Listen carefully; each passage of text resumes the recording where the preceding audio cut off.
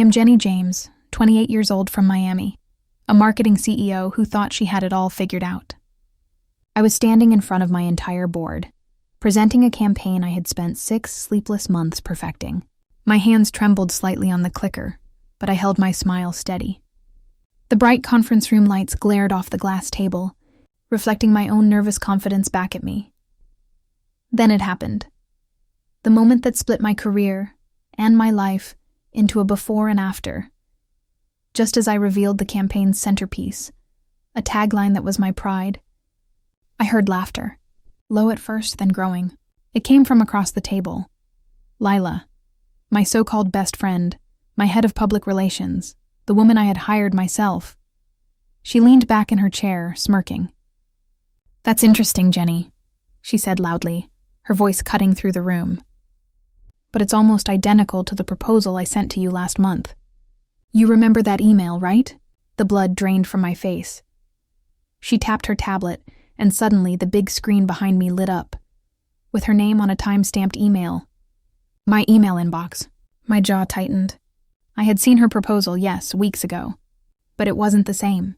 My campaign had evolved, reshaped through endless nights of brainstorming and testing. Yet now, in front of everyone, it looked like I had stolen it. The murmurs began. Someone whispered, "Plagiarized." Another cleared his throat. My boss, a silver-haired investor named Derek, frowned deeply. "Jenny," he said coldly. "Is this true?" I opened my mouth, but no words came. My throat was dry, my thoughts scattering. Lila smiled sweetly. "It's okay," she said, feigning sympathy. "Maybe she just forgot?" The word sliced me. When the meeting ended, no one looked at me. Chairs scraped back, papers shuffled, and I stood frozen in humiliation. My heart pounded so loudly I could barely hear the quiet chuckle Lila let slip as she passed me. She whispered, low enough for only me to hear, "You should have stayed in my shadow. Jenny, it suits you better." I felt my chest tighten, my body trembling with rage I couldn't show.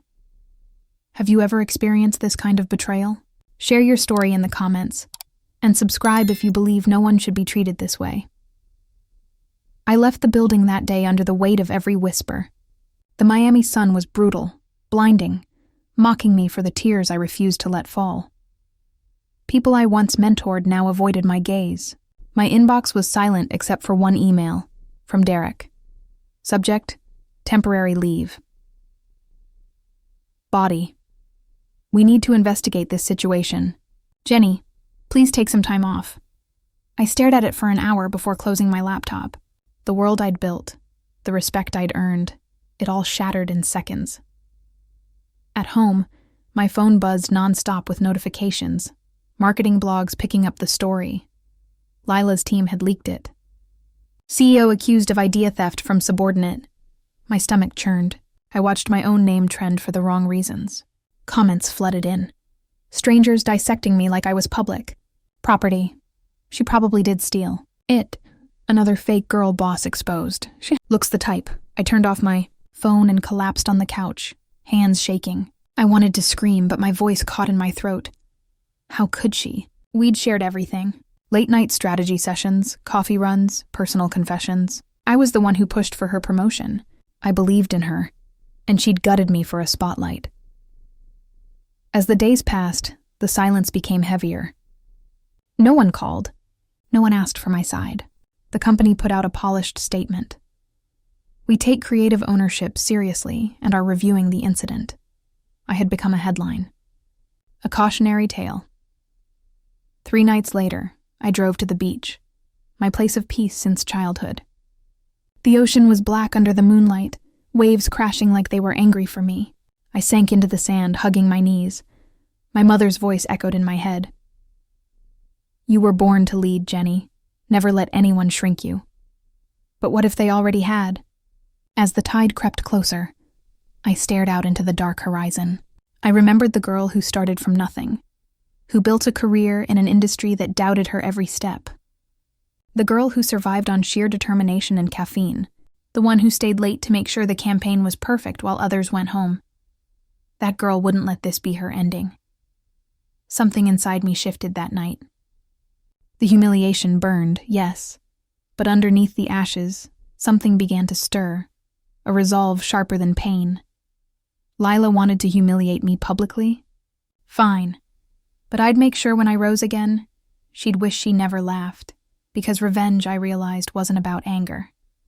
It was about reclaiming truth, and my truth wasn't done speaking yet. The wind picked up, lifting strands of my hair across my face. I whispered to the waves, almost as if promising the universe, "You haven't seen the last of me." The next morning, I woke up with purpose. I pulled my laptop close, opened a blank document, and typed the title, Rebirth, the campaign they couldn't steal. This wasn't for the company. This was for me. If they thought I was finished, they were about to learn that the woman they buried was already building an empire beneath the dirt. And this time, no one, not even Lila, would be able to touch it. The days that followed my public humiliation were suffocating. I could feel the shift in the air the moment I stepped back into the office. It wasn't loud or dramatic. It was quieter, whispers trailing behind me like ghosts, conversations that stopped the moment I entered a room. I walked past the glass conference room one morning, coffee in hand, and caught a glimpse of a few team members huddled together. Their laughter faded as I passed. My reflection stared back at me in the glass, tired eyes, forced posture, pretending not to notice. But I noticed everything. The worst part wasn't their judgment. It was their doubt. People I had hired, trained, supported through their failures, now looked at me like a fraud. I could see it in their eyes. I could feel it in the way they spoke to me. Overly polite, careful, as if I might break. The HR department called me in for a friendly check-in. The representative, a woman named Marie with a fixed corporate smile, leaned forward. "Jenny, you've been under a lot of stress lately," she said. "Maybe you should take some extended leave. It's important to protect your mental health." I clenched my jaw. "So you're suggesting I disappear quietly?" Her smile didn't waver. "Of course not. Just some time to reflect." Reflect. What a convenient word for exile. When I left the HR office, Lila was waiting near the elevators, phone in hand, pretending to scroll. She looked up, her lips curving into a smirk. "Rough meeting?" she asked. "Don't you have somewhere to be?" I replied sharply. She shrugged. "Just making sure you're holding up. You know, for someone so creative, you didn't do a great job covering your tracks." Her words hit me like acid. She enjoyed this. My fall had become her entertainment. I turned away before she could see the anger rising behind my calm. I wouldn't give her that satisfaction. Not yet. At home, I threw my bag on the couch and stared at my whiteboard filled with ideas. All those dreams gone in one corporate takedown.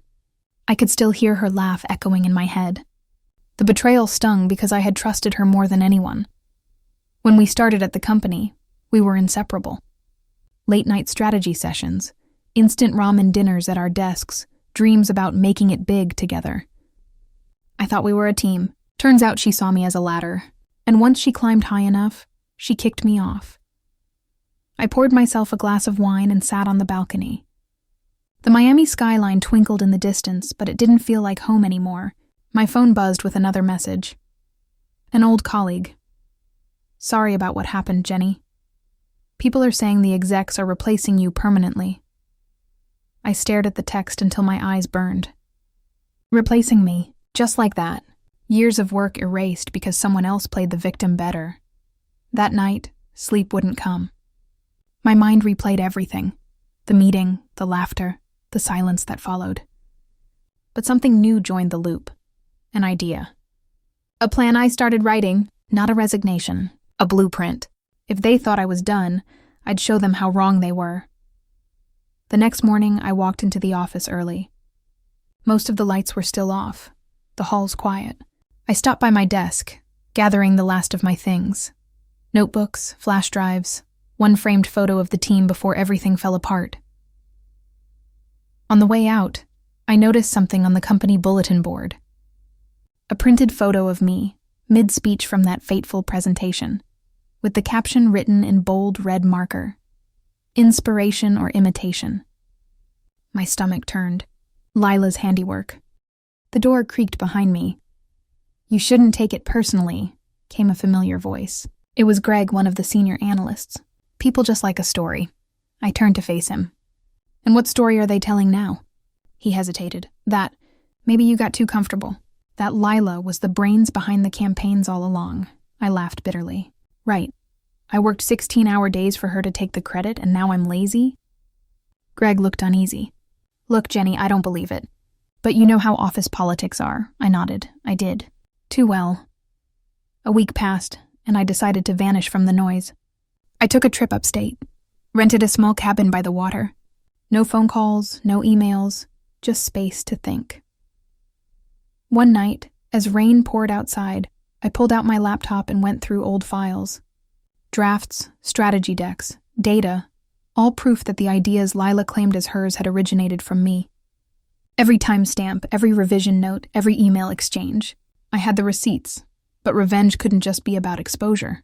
It had to be smarter, cleaner. If I came at her now, it would look like bitterness. I needed to rebuild, to rise so high that when I struck, it would echo.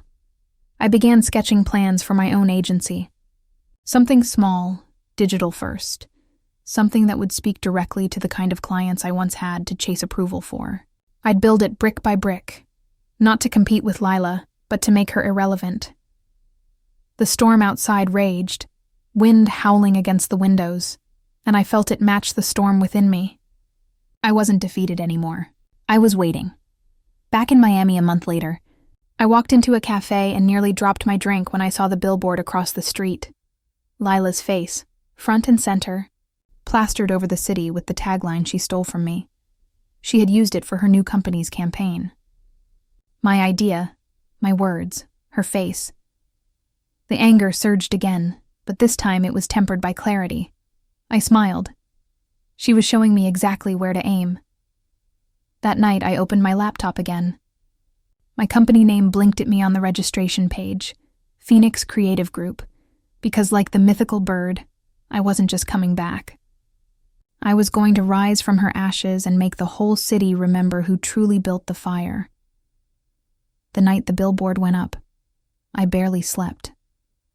My apartment walls felt like they were closing in. Every time I shut my eyes, I saw her smile. That smug, calculated expression she wore when she knew she'd won. The betrayal burned deeper now that her victory was everywhere. My words, my idea, my creation, now hers.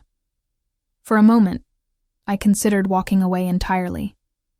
Leave the city, start fresh somewhere no one knew my name or my failure. But then I thought of all the nights I'd spent grinding, sacrificing weekends, relationships, my health, for a career built on integrity.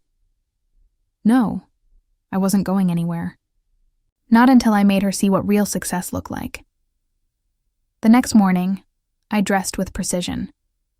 White blouse, gray blazer, hair pinned sharply. The kind of outfit that said you can't break me. Even if you already did, I headed straight to the corporate building I once called home. Not because I was welcome there, but because I needed closure. I wanted to look her in the eye one last time before I disappeared to rebuild. The receptionist froze when she saw me. "Jenny, Ms. James? I didn't know. I'm not here for the board," I said calmly. "Just to collect the last of my things." Her eyes flickered nervously toward the elevators. I knew why. The doors slid open with a chime, and there she was. Lila, perfectly dressed as always, in a sleek red suit that screamed confidence. The irony wasn't lost on me. She was wearing my color. "Well, if it isn't the comeback kid," she said with a smirk. "Can't stay away, huh?" I forced a smile, just picking up what's mine. "Funny," she said, stepping closer. "I thought I already took that." That was it. The mask cracked. My pulse thundered in my ears. "You know what's funny, Lila? You spent years in my shadow. And the first time the spotlight touched you, it burned. That campaign was mine, every single word. You might have stolen it, but you'll never make it yours." She leaned in. "Oh, Jenny, still writing fairy tales? Still starring in the villain's role, I see." For a second, her smirk faltered. Then she turned sharply, heels clicking as she walked away. "Have a nice life, sweetheart." The elevator doors closed, and I stood there, fists clenched. That was the breaking point. I wasn't going to let this end with her walking away. Back at home, I started building. Phoenix Creative was no longer just an idea. It became my obsession. I worked day and night, crafting strategies, contacting freelancers I trusted, designing a brand that felt like rebirth. My apartment turned into a war room, littered with sketches, logos, notes, and coffee cups. I poured everything I had into this company, every ounce of pain, every flicker of rage, every spark of ambition she tried to smother. Weeks passed. I reached out to old contacts quietly, pitching projects, offering consultation. At first, people hesitated. My name was still tangled in scandal. But slowly my work began to speak louder than the rumors. One client turned into 2, then 5, then 10. The turning point came when a local startup asked me to handle their national campaign. They couldn't afford the big agencies, which meant they couldn't afford Lila. I accepted immediately. It was poetic. The same kind of campaign she'd built her stolen reputation on. Now, in my hands. I worked relentlessly, building something simple yet powerful, the kind of message that resonated, that made people feel seen. When the campaign launched, it went viral. Organic shares, emotional reactions, real engagement. It outperformed Lila's company's latest work 10-1. The industry noticed. My phone buzzed non-stop. Interview requests, collaborations. A journalist even wrote, "Jenny James, the woman who rose from scandal to redefine marketing authenticity." When I read that line, I laughed out loud. The universe, it seemed, had a sense of humor. But success wasn't enough. Not yet. I needed her to see it, to feel it, to understand what it meant to rise higher than she could ever dream. So, when the annual Miami Marketing Gala announced their list of featured panelists, I made sure my name was there, right beside hers. She must have thought it was a typo. But it wasn't. When the night arrived, the ballroom shimmered under crystal chandeliers. Executives, creators, investors. Everyone who mattered was there. I walked in wearing a silver gown that caught the light with every step. Heads turned. I could feel their whispers again. But this time, they were in awe. Then I saw her. Lila froze when our eyes met. The confidence she always wore like armor flickered. "Jenny," she said slowly, forcing a smile. "Didn't expect to see you here?" "Oh, I'm full of surprises," I said, taking a sip of champagne. "I hear Phoenix Creative is making waves." Her jaw tightened. "Cute name. Very symbolic." "I thought so," I replied. "You know what they say. It's hard to keep a good woman buried." For the first time, she didn't have a comeback. When it was time for the panel discussion, we were seated side by side on stage. The moderator introduced us both. Lila Reeves, founder of Lila & Co., and Jenny James, CEO of Phoenix Creative. The audience applauded. Then came the question that changed everything. "Jenny," the moderator asked, "your firm's recent campaign has been hailed as one of the most authentic of the year. What inspired it?" I smiled, letting my gaze drift briefly toward Lila. "Inspiration can come from anywhere," I said. "Sometimes even from betrayal. But the beauty of authenticity is, no one can steal it," the audience murmured in appreciation. Cameras flashed, and beside me I felt her body stiffen. It was subtle revenge, quiet, elegant, but it struck deep. Because in that moment, the room belonged to me. The same people who once whispered behind my back now leaned in to hear my voice. The same spotlight that once humiliated me now illuminated everything I had become. And Lila? She could only watch. That night, as I stood under the soft glow of the city lights, I realized something profound. Revenge wasn't loud. It didn't need to be. It was in the silence that followed your name being applauded again. In the way your enemies looked small when you finally stood tall. I wasn't angry anymore. I was awake. And that was far more dangerous. The morning after the gala, I woke up to sunlight cutting through my blinds like a cruel reminder that life didn't pause even when your emotions did. My phone buzzed endlessly. Interviews, brand collaboration offers, congratulatory messages from people who hadn't texted me in a year. Everyone suddenly remembered my name. Everyone except the one person who once claimed she had my back. I checked social media and nearly choked on my coffee. There she was, Lila, in a live stream posted just hours after the event. Her tone was defensive, her smile tight. "Sometimes," she said, eyes glinting under studio lights, "people rise by stepping on others." I wish everyone could be honest in business. The comment section erupted, split between supporters and skeptics. The irony was suffocating. I should have felt victorious. My revenge was working, her composure was cracking. But instead I felt empty. Because behind the success, behind the applause and perfectly curated headlines, was exhaustion. I had built my comeback on rage and ambition, but it came with a cost. I hadn't slept, hadn't laughed, hadn't breathed freely in months. And now that I'd finally won, I realized I was alone. The days blurred. I threw myself into work, doubling my clients, expanding Phoenix Creative's reach. The company was booming. Every campaign we released gained traction. My team admired me. My clients trusted me. And yet, I couldn't shake the gnawing hollowness inside. Success didn't feel like I thought it would. It wasn't fireworks and champagne. It was quiet, sterile, and lonely. One night, I stayed late at the office. The building was empty except for the hum of the air conditioner. My reflection in the glass wall looked like a stranger. Sharp suit, tired eyes, surrounded by success, but untouched by joy. My assistant, Clara, poked her head in. "You're still here?" she asked softly. "Deadlines," I said, forcing a smile. She frowned. "Jenny, you already won. Maybe it's time to rest." Her words hung in the air long after she left. Won. The word echoed like a question. Had I really won? Or just survived louder than before? A week later, I received an unexpected email. Subject, need to talk. From Derek, former investor. My stomach twisted. Derek was the one who had believed Lila's lies. The one who pushed me out. His message was short. "Jenny, I owe you an apology.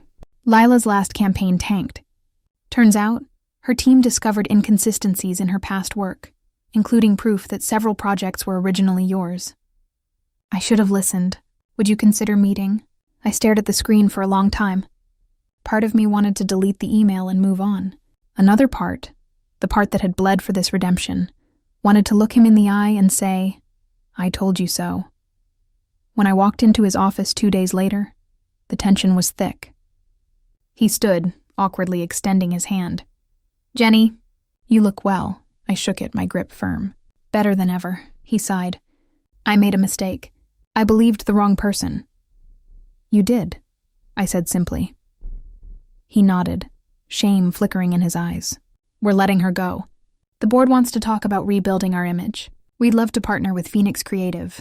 The irony nearly made me laugh. The same company that threw me out now wanted to collaborate. "I'll think about it," I said, gathering my bag. "But next time, Derek, maybe listen before you destroy someone's career." As I left, I felt a strange mix of satisfaction and sadness. I had everything I wanted: recognition, success, justice. Yet I couldn't escape the loneliness of it. Later that night, I drove to the ocean. The same spot I had sat months ago when everything fell apart. The tide crashed violently, salt filling the air. I sat on the cold sand, letting the sound drown out my thoughts. For the first time in months, I allowed myself to cry. Not out of weakness, but release. Every tear felt like a weight leaving my body. I thought about the woman I used to be. Naive, trusting, eager to please. She had died the day Lila betrayed me. The woman I'd become, fierce, focused, untouchable, was born from that pain. But somewhere in between, I had lost softness, the joy that made me human. Maybe I went too far, I whispered into the wind. But then I remembered her laugh, the humiliation, the public shaming, and I realized something deeper. Revenge hadn't broken me. It had revealed me. The next morning, my assistant rushed into my office, face pale. "Jenny, you need to see this." She handed me her phone. It was a breaking news headline. "Lila Reeves steps down amid plagiarism scandal." The article detailed everything: leaked internal emails, proof of creative theft, and anonymous testimonies from her former employees. The same story she built on lies was collapsing around her. I should have felt triumphant. But as I read, all I felt was peace, because I hadn't lifted a finger. Karma had simply done its job. That evening, I received one last message from her. "You won, Jenny. I hope it was worth it." I typed, paused, then deleted my first reply. I didn't want to gloat. Instead, I wrote, "It wasn't about winning. It was about remembering who I was before you tried to erase me." And with that, I blocked her number. A week later, I was invited to speak at a women's entrepreneurship summit. Standing on that stage, looking out at hundreds of faces, dreamers, creators, survivors, I told my story. Not the scandal, not the revenge, but the lesson. "I thought success meant proving them wrong," I said. "But real success is proving yourself right, even when no one believes in you." The audience erupted in applause. Cameras flashed, but this time it wasn't noise. It was meaning. I smiled, finally free of the bitterness that had driven me for so long. That night, I walked out of the venue under a canopy of Miami stars. For the first time in a long time, I felt light, not the high of revenge, but the calm of closure. I whispered to the night, "Thank you, Lila. You were the storm that taught me how to rebuild." And as the wind carried my words away, I knew one thing for sure. This wasn't the end of my story. It was the beginning of something greater. After the summit, my life finally began to move in rhythm again. I had spent months fighting battles that lived in my head and my inbox, but now I was starting to breathe. Slowly, intentionally. Phoenix Creative had blossomed into something beyond even my wildest sketches. We had a small but fierce team: Clara, my rock; Theo, our young genius copywriter; and Maya, a graphic designer who saw colors like feelings. Together we were unstoppable. But something was stirring again. Something bigger. One morning, I walked into the office and found Clara pacing near my desk. She was holding her phone, her face pale. "What's wrong?" I asked. She handed me the screen. "It's Lila. She's gone on a podcast. She's saying you sabotaged her company before she could rebuild." I took a slow breath, forcing myself not to react. Of course she did. The headline on the podcast banner glared at me. "When Success Turns Toxic, My Story of Betrayal." I pressed play. Lila's voice filled the room, calm, calculated, and utterly false. She took everything from me. My ideas, my investors, my reputation, but I forgive her. I just hope someday she realizes that stealing success doesn't make it yours. The silence that followed was deafening. Theo looked up from his desk. "Jenny, are we going to respond?" I shook my head. "Not yet, but no," I said firmly. "I've learned something about power. Real power doesn't chase noise. It makes the world go quiet." That afternoon, I called a meeting. The air in the conference room felt charged, like static before a storm. "Everyone's heard the podcast," I began. "It's going to make waves, but we're not here to defend ourselves. We're here to build something bigger, something that makes all of this irrelevant." Theo frowned. "What do you mean?" "I mean, we're taking Phoenix international." The words hung in the air, and I could feel their energy shift, from worry to wonder. Maya's eyes widened. "You're serious?" "Completely," I said. "We've mastered the Miami market. It's time to expand. New York, London, Singapore. We create stories that connect people. Let's take that global." Clara smiled, relief breaking through her stress. "Now that's the Jenny I know," I nodded. "We don't fight liars. We outgrow them." Over the next few weeks, our office turned into a storm of productivity. Conference calls across time zones, late nights fueled by coffee and adrenaline. I was alive again. Not just surviving, but thriving. Our new campaign, Voices Without Borders, was designed to highlight independent creators around the world. It wasn't just a marketing strategy. It was a statement, a reclamation. And just like that, Lila's noise began to fade. The press stopped caring about her sob story when they saw what we were building. The more she tried to resurrect her past, the clearer it became that she was yesterday's news. Still, one thing nagged at me. She hadn't reached out again. No texts, no emails, no retaliation. Silence. It was unnerving. Until one Friday afternoon, Clara burst into my office, breathless. "Jenny, you need to see this." She pulled up an article on her tablet. "Disgraced CEO's former partner offers to help her rebuild." My eyes narrowed. The former partner was Derek, my once ally, my recent client. He had chosen her. Again. The betrayal was smaller this time, quieter, but it burned all the same. "They deserve each other," Maya muttered. "No," I said slowly. "They deserve to lose everything. Together." That night, I sat alone in my apartment, staring out at the glittering city. The old anger started whispering again, that voice that had once driven me. Burn them, destroy them. But I wasn't that woman anymore. I didn't need to fight in the dirt. I just needed to build higher. So I opened my laptop and started a new proposal, one that would make Phoenix untouchable. A partnership with FutureLink, one of the largest digital innovation companies in the world. It was a long shot, but if we landed it, we'd become an international powerhouse overnight. I drafted the pitch, pouring every ounce of creativity I had left into it. By dawn, it was done. The presentation glowed on my screen like a beacon. I hit send. A week later, we were sitting in the sleek glass boardroom of FutureLink headquarters. Executives lined the table, sharp suits, sharper eyes. I stood at the front, calm and focused. "Phoenix Creative isn't just another agency," I began. "We don't sell products and we build trust. We tell the stories people feel before they think, and that's the future of marketing." When I finished, the room was silent. Then one of the executives, a woman named Yara, smiled.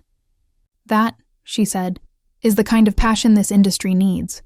Welcome aboard, Ms. James." It was official. Phoenix Creative was now international. As we left the building, Clara squeezed my hand.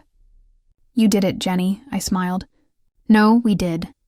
But inside I felt something shift, a warmth that wasn't revenge this time.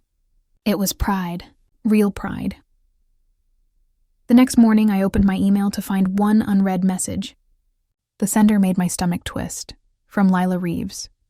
Subject: "Congratulations." The message was short. "Looks like you finally found your voice. I guess silence really was your weapon. Don't worry. This time, I'll stay out of your way." I stared at it for a long time before typing back. "Thank you. I hope you find peace, not followers." Then I hit send and closed my laptop. That night I hosted a celebration dinner for my team. Laughter filled the air, glasses clinked, and for the first time in years I felt whole. As the music played and my team danced, I caught my reflection in the restaurant window, smiling, alive, untouchable. I realized that the true spark of power wasn't in revenge. It was in rising so high that the people who tried to break you could only watch from below. And as the night went on, I whispered to myself, "This is just the beginning." Momentum had become my favorite kind of silence, the kind where things moved, not because of noise or drama, but because I was finally in control. The office buzzed with quiet energy. Every member of my team was immersed, focused, alive. Phoenix Creative had grown beyond the small office we started in. We now occupied a corner suite with floor-to-ceiling windows overlooking downtown Seattle. Every time I glanced at that skyline, I remembered how far I'd come. Not just from betrayal, but from fear. But success, as I'd learned, attracts shadows. It started with subtle things. Old industry contacts who once ignored me were suddenly reaching out. Messages like, "Just checking in," or "We should grab coffee soon," flooded my inbox. I knew what they were doing, sniffing around, trying to measure if I was rising fast enough to attach themselves again. And somewhere in that flood of messages, one caught my attention. From Derek. Subject: "Let's talk about Lila." I didn't want to open it. But curiosity, or maybe the remnant of old rage, won. "Jenny, she's back in town. Starting a new company. She's pitching to some of the same clients we're talking to. Thought you should know." For a moment, the air left the room. She was still trying to compete. Not content with stealing my credit, Lila was now trying to rebuild her empire, right beside mine. Clara peeked into my office just as I was staring at the email. "You look like you saw a ghost." "In a way, I did," I muttered.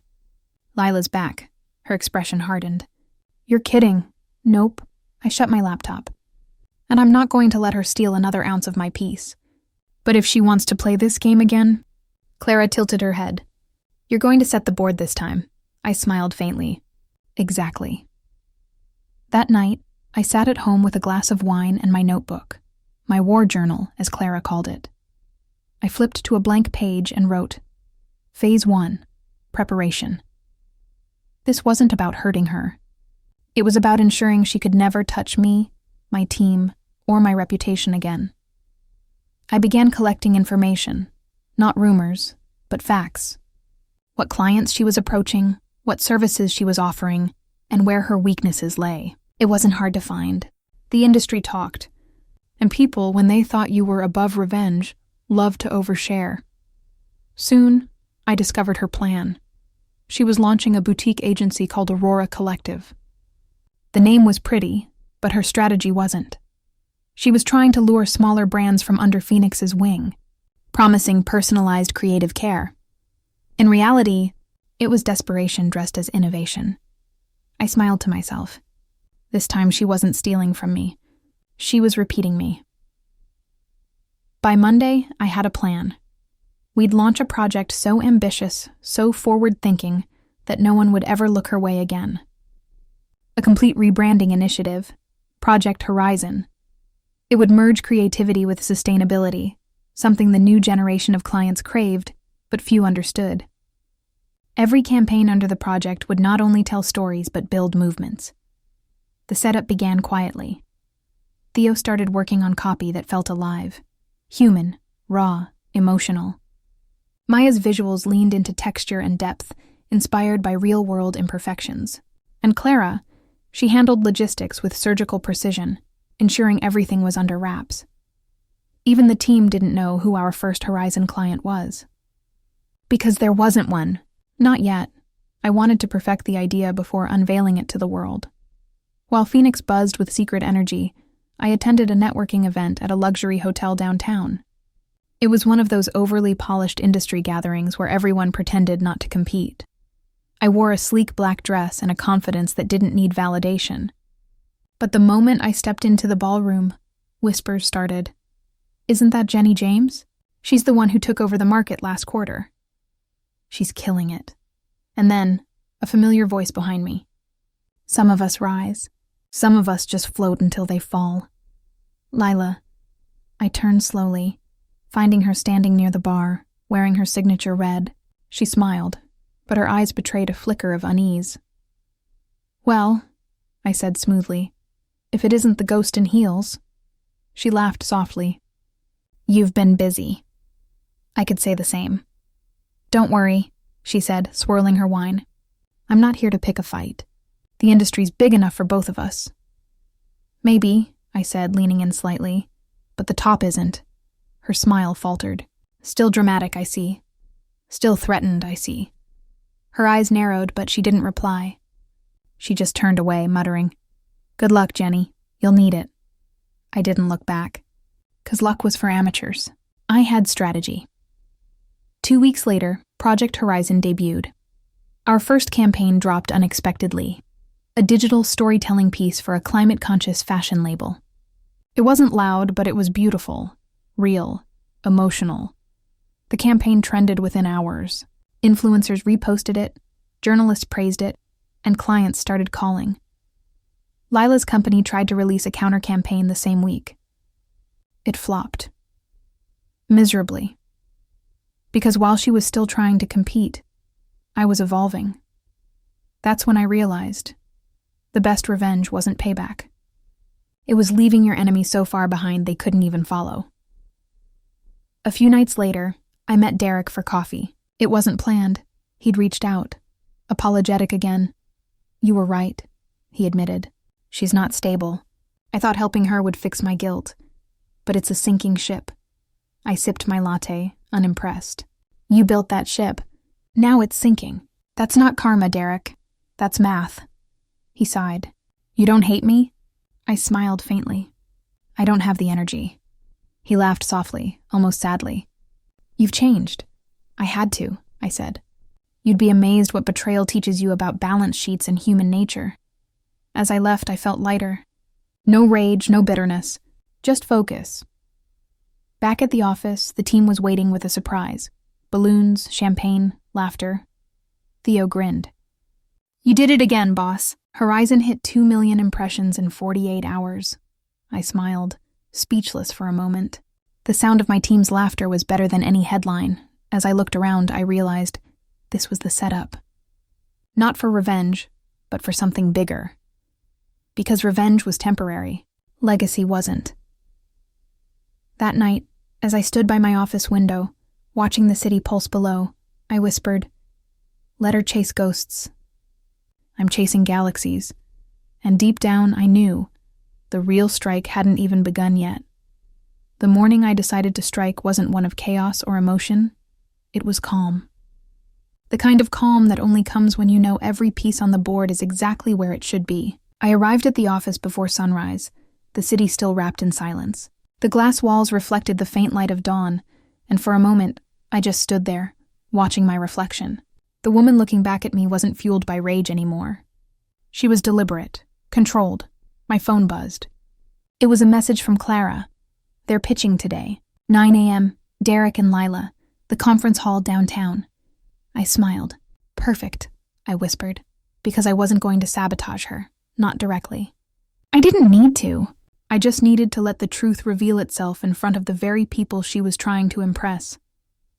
By 8:30, I was standing across the street from the glass-walled building where Lila's big comeback presentation was scheduled. I could see the name Aurora Collective plastered across banners. She'd gone all out. Expensive branding, high production value, her signature red dress. I almost admired her determination. Almost. But what she didn't know was that Phoenix Creative had quietly secured contracts with 3 of the companies in that room. The same ones she was trying to woo. We hadn't announced it yet, waiting for this exact moment. When she started her pitch, our campaign, Project Horizon, would launch live in Times Square. Her potential clients would watch as the world celebrated the kind of creativity she could never replicate. Clara called. Everything's scheduled. When she starts, it goes live. Good, I said, walking toward the doors. Let's make sure the right people are watching. Inside the conference hall, the air buzzed with networking chatter. Lila stood at the front, radiant under the spotlight. Derek hovered nearby, smiling too widely. They didn't notice me slip in and take a seat near the back. She began, her voice smooth as ever. Aurora Collective represents a new era of creativity. Personal, emotional, human. I almost laughed. The irony was delicious. Every word she said was something she'd stolen from me years ago. 10 minutes into her pitch, the screen behind her flickered. For a second, confusion crossed her face. Then the lights dimmed, and a new video began to play. Not hers. Ours. The Project Horizon launch video flooded the screens. Vivid colors, heart-stirring music, faces of people from around the world. The tagline appeared in bold white letters, Phoenix Creative, where authenticity begins. Gasps rippled through the audience. Phones came out. Cameras clicked. Lila froze mid-sentence. Derek turned pale. One of the executives in the front row whispered to another, "That's incredible." "Is that them?" The other nodded. "Phoenix Creative. Just went global this morning." Lila tried to regain her composure. Well, as I was saying, but it was over. No one was listening. The timing had been perfect. By the time her presentation ended, Docker Project Horizon was trending in 5 countries. I didn't need to stay to see her crumble. I simply stood, walked out, and felt the crisp morning air hit my face like liberation. Back at the office, the mood was electric. Theo was at his desk shouting, "We broke 1 million views in 2 hours." Maya spun around, laughing. "Jenny, you're officially a legend." Clara grinned. "You didn't just win, you rewrote the rules." I smiled, taking it all in. "Let's make sure we stay humble," I said, though inside I was burning with quiet triumph. Then my phone buzzed again. A message from an unknown number. You couldn't just let it go, could you? No name, but I didn't need one. I could hear her voice in every letter. I typed back, letting go is exactly what I did. You just weren't part of what I held on to. And that was that. A week later, the fallout began. Articles flooded the web. Aurora Collective's launch overshadowed by Phoenix Creative's global debut. Industry insiders called it the cleanest takedown in recent memory. I didn't say a word publicly. Silence was my power, and I had learned how to wield it like a blade. But karma? Karma was fast this time. Derek's investors pulled out within days. The company crumbled before it even had a chance to rise. And Lila, she disappeared from the spotlight. Her social media wiped clean, her name fading into irrelevance. For months, she had haunted me like a shadow. But now, standing under the neon glow of our new office sign, I realized that the shadow was gone. The light had swallowed it whole. That weekend, Clara dragged me to a rooftop bar to celebrate. The city sparkled below us, alive and unapologetic. To clean victories, she toasted, raising her glass. I laughed. To silent ones, she grinned. Same thing if you're you. I clinked my glass against hers and took a slow sip. The wind brushed my hair back. And for the first time in a long time, I didn't feel the weight of old wounds. Just peace. Later that night, as I walked home through the city, I passed a small art gallery. A poster in the window caught my eye. Women who built themselves. It was an exhibition showcasing female entrepreneurs and creators. My photo was there. Me, smiling at a conference mid-speech. Beneath it, a quote I'd once said without realizing how true it was. They can steal your credit, but never your capability. I stopped and smiled. Because that was it. That was my entire story distilled into one line. People could take your work, your trust, even your name for a while. But what they couldn't take was your ability to rebuild, reinvent, and rise again. When I got home, I opened my journal, the same one that once held my revenge plans, and turned to a new page. At the top, I wrote, Phase 2, Purpose, because revenge had its place. But now, it was time for something better, something that would last. As I closed the book, I looked around my apartment, filled with awards, fresh flowers, and plans for the future. I felt no anger, no bitterness, just a quiet sense of victory. Lila's downfall had been poetic, but my rise, that was art. And art, unlike revenge, never fades.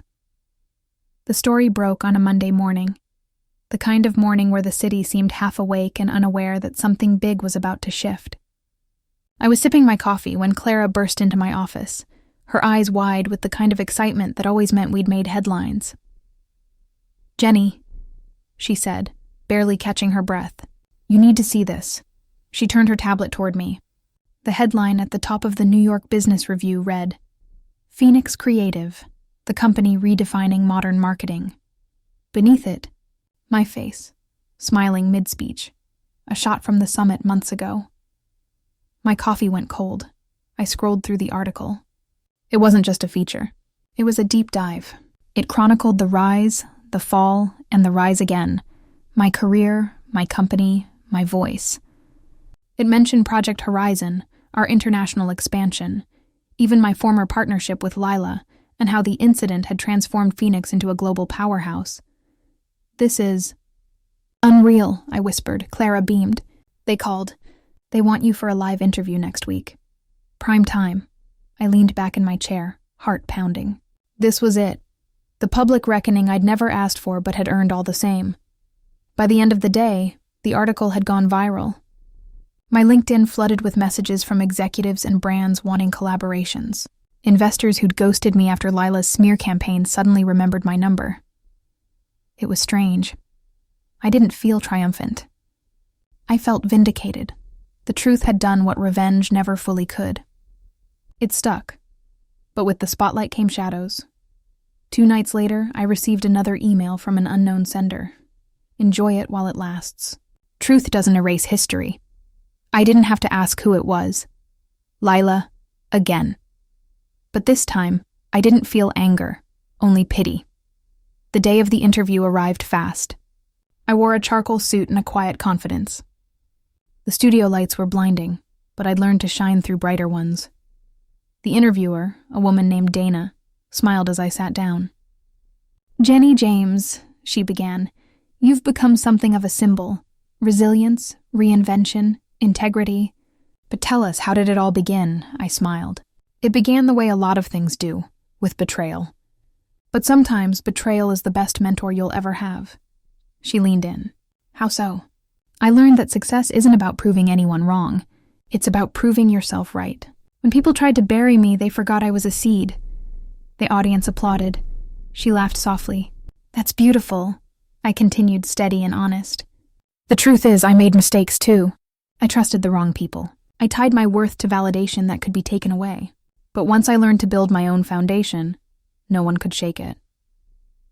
As the interview wrapped, Dana said, "One last question. If Lila Reeves is watching right now, what would you say to her?"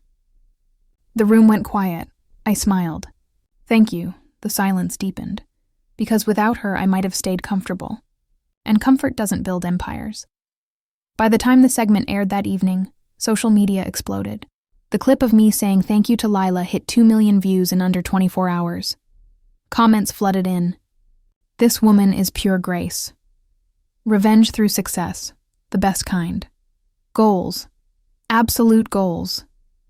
I didn't respond to any of it. I just watched, grateful and grounded. But the world has a way of bringing closure full circle when you least expect it. 2 days later, my receptionist buzzed my office. "Jenny, there's someone here to see you." "She says you'll know her," I frowned. "Name?" "Lila Reeves." I found her waiting in the lobby, wearing black, her hair shorter, her face drawn. She looked like a woman who'd finally stopped running. "Lila," I said quietly. "Jenny." Her voice was small, almost fragile. "Can we talk?" We stepped into one of the smaller conference rooms. The silence between us felt heavier than before, but not hostile, just full of history. She stared at her hands. "I watched your interview." I nodded. "You didn't destroy me when you could have." "No," I said. "Because I don't destroy anymore." She gave a broken laugh. "I didn't come here to apologize." "Not fully. I don't think I know how. But I wanted to say, you were always better. I just couldn't stand it. That surprised me. The honesty of it. I never wanted to compete," I said softly. "I just wanted to create, I know." Her eyes glistened, and I couldn't handle that kind of purity. I twisted it because it reminded me of everything I wasn't. We sat there in silence, two ghosts of the same past, until she finally stood. "I'm leaving the industry, for good. I hope you keep shining." "I will," I said, "but not because of you, because of me." She smiled weakly. "Fair enough." And then she walked away. That evening, I stood by the office window again, the skyline glowing like embers. Clara joined me. "You okay?" "Yeah," I said quietly. "For the first time in years, I think I am." "Did she say what she wanted?" "Closure," I said. "But I think we both got it." She smiled. "You handled that with more grace than most people could." I turned to her. "Grace isn't weakness, Clara. It's choosing not to become what hurt you." Weeks passed, and life settled into a new rhythm. Phoenix Creative received an award for Innovative Campaign of the Year. During the ceremony, as I walked on stage to accept it, I looked out at the crowd, at my team, my peers, my city. The applause echoed through the hall, and I thought back to all the times I'd been dismissed, underestimated, erased, and now here I was, being seen. When I spoke, I didn't thank my enemies or even my supporters. I thanked the journey. "Every story worth telling has conflict," I said into the mic, "and every person worth remembering turns pain into power. This isn't about revenge. It's about rewriting the narrative, one truth at a time." The audience rose to their feet. As I stepped off the stage, I felt something inside me settle for good. The reckoning wasn't about exposing anyone else anymore. It was about reclaiming me. Back in the office that night, I wrote one last line in my journal before closing it forever. Revenge ends when peace begins. And for the first time, the silence didn't feel empty. It felt earned. The applause from the award ceremony still echoed in my mind as I sat by my apartment window that night, the trophy glimmering softly under the warm lamplight. The city outside was alive. Horns, laughter, the hum of nightlife. But inside, everything was quiet. Peacefully quiet. For the first time in years, I wasn't planning my next move or bracing for betrayal. The war was over. I ran my fingers over the golden inscription, Phoenix Creative, Excellence in Global Campaigns. It wasn't just a company name anymore. It was my resurrection story. In the weeks that followed, I noticed something unexpected.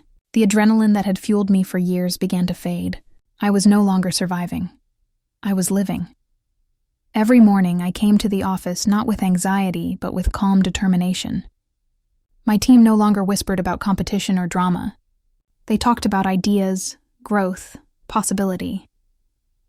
Clara once said, "The best revenge is peace of mind."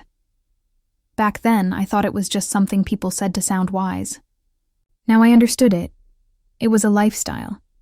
I had learned that you can't live forever in battle mode. Eventually, you have to lay down your weapons and trust the world not to steal your peace again. And if it tries, you've already learned how to rebuild. One Friday afternoon, Maya walked into my office holding a thick envelope. "What's this?" I asked, raising an eyebrow. She grinned. "A letter. Like an actual handwritten one. Who even does that anymore?" I took it, unfolding the crisp white paper. The handwriting was familiar, elegant, slanted. It was from Lila. "Jenny, I don't expect forgiveness, but I owe you truth. After I left, I watched everything you built from afar. I realized I had spent half my life chasing power, and the other half running from guilt. You showed me what real strength looks like, not dominance, but dignity. I've started working at a nonprofit now, helping young women start their creative careers. Every time one of them doubts herself, I tell her about a woman named Jenny James who turned betrayal into brilliance. Thank you for being my lesson, even if I was your warning. Lila." I sat there for a long time, rereading the words until they blurred. For years, I wanted her to suffer, to crumble the way I had.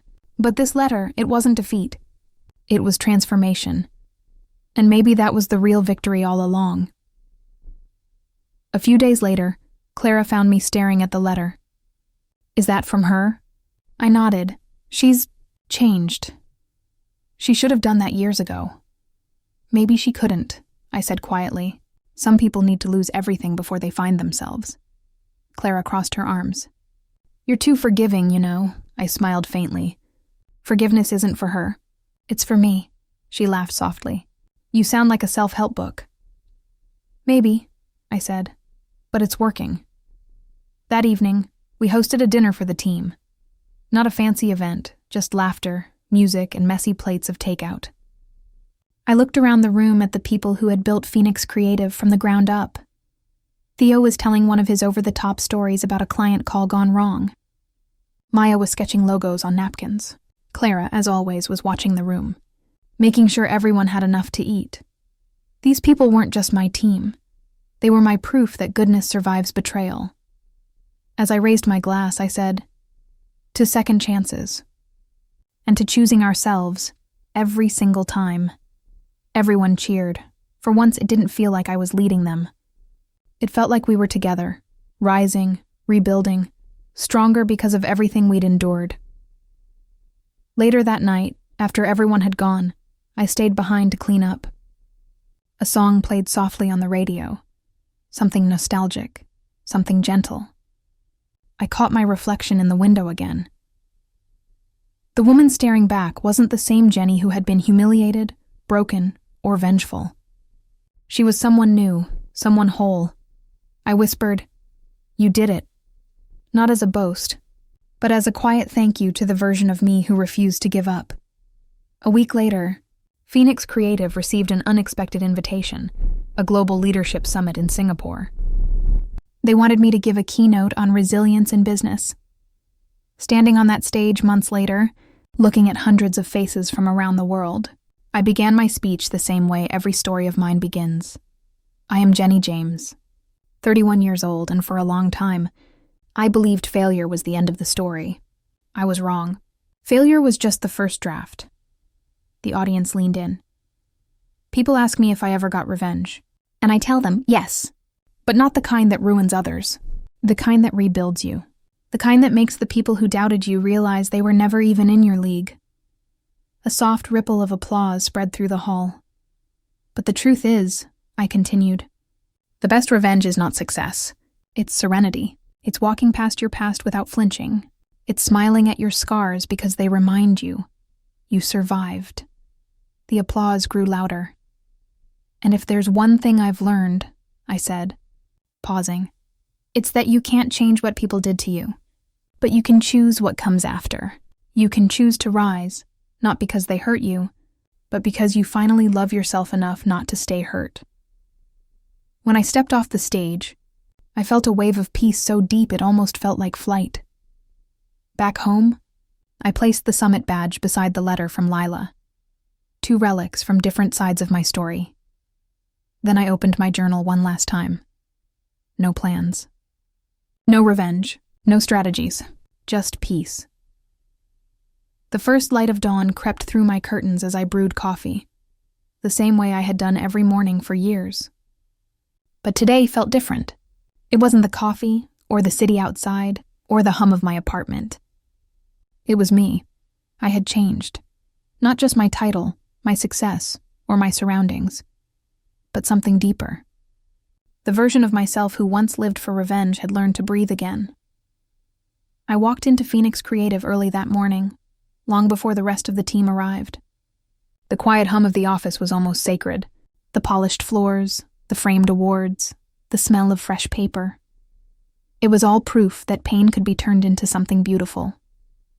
I sat at my desk and opened my old journal, the one that had witnessed every phase of my evolution, from anger to ambition to peace. Flipping through its pages, I saw the scribbles of a woman who had been fighting to be heard. I made it, I whispered to the empty room, not because they silenced me, but because I learned to speak louder in my own way. Later that morning, Clara came into my office holding a folder. "What's this?" I asked. She smiled. "Something new. Something you might actually love." Inside were plans for a mentorship program for young women who had faced workplace injustice or sabotage but wanted to start again. "They'll be paired with our senior team," Clara explained. "We'll help them rebuild their careers. Real empowerment, not just words." I stared at the folder, speechless. "You thought of this?" She shook her head. "You did. You just didn't say it out loud yet," I smiled. "Let's do it." And just like that, revenge had turned into legacy. The following month, we launched the initiative, Project Rise. The first seminar was packed with women from all walks of life. Some were young professionals, some mothers returning to the workforce, others survivors of betrayal like mine. When I took the stage to speak, I looked at them, wide-eyed, uncertain, yet hopeful, and saw pieces of my past in every single face. "I am Jenny James, 32 years old," I began, my voice steady, "and I know what it feels like to be underestimated. I know what it feels like when people take your trust and twist it into their advantage. But I also know this. Your pain is not your ending. It's your beginning." The room was silent, hanging on every word. You don't need to fight like them to win. You win by staying kind in a cruel world. You win by continuing when they want you to quit. You win by turning every scar into a stepping stone. A tear slid down a woman's cheek in the front row. Another nodded slowly, gripping her notebook. That's when I realized I wasn't speaking from a wound anymore. I was speaking from a scar, and scars don't hurt. They remind. After the seminar, as the attendees came up to thank me, one of them, a young woman named Elise, said, "I saw your interview months ago. I was ready to quit my job. But that one line, when people tried to bury me, they forgot I was a seed. It changed everything. I started my own business." Her voice trembled. "You don't know me, but you saved me." I smiled softly, touched beyond words. No, Elise, you saved yourself. I just reminded you that you could.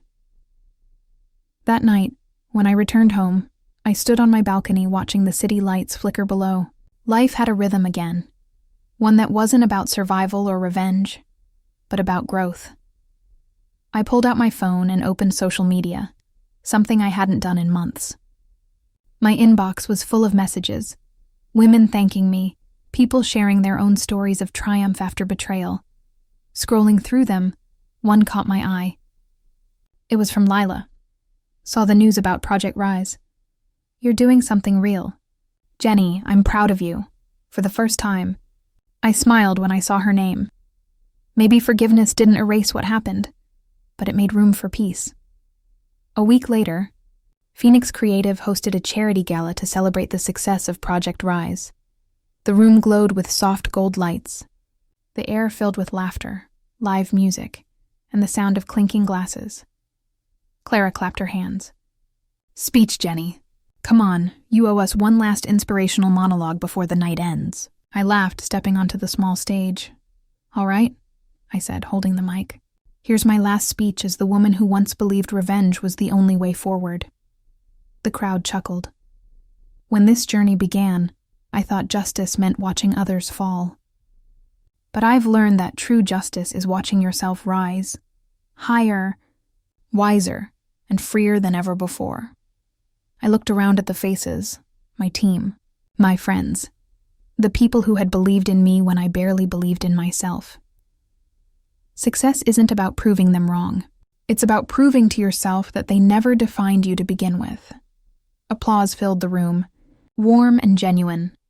And if my story resonated with you, I said, smiling, please like, subscribe, and share it with someone who might need to hear that they too deserve respect and unconditional love. The laughter that followed was soft and knowing. It wasn't just a closing line anymore. It was a truth. When the night ended and the guests left, I stayed behind for a moment. The hall was quiet again. The lights dimmed to a soft amber glow. I picked up an empty glass from a nearby table and whispered to myself, because sometimes the peace we build after betrayal is more powerful than any revenge we could ever plan. I took one last look around, at everything I had built, at the life I had reclaimed, and felt a calm so complete it almost felt like a heartbeat of the universe syncing with mine. Then I turned off the lights, stepped into the night air, and walked away from the past forever. And if my story resonated with you, please like, subscribe, and share it with someone who might need to hear that they too deserve respect and unconditional love. Because sometimes, the people who laugh when you fall are the same ones who watch, in silence, when you soar. Have you ever turned your pain into something powerful? Tell me your story. I'd love to hear it.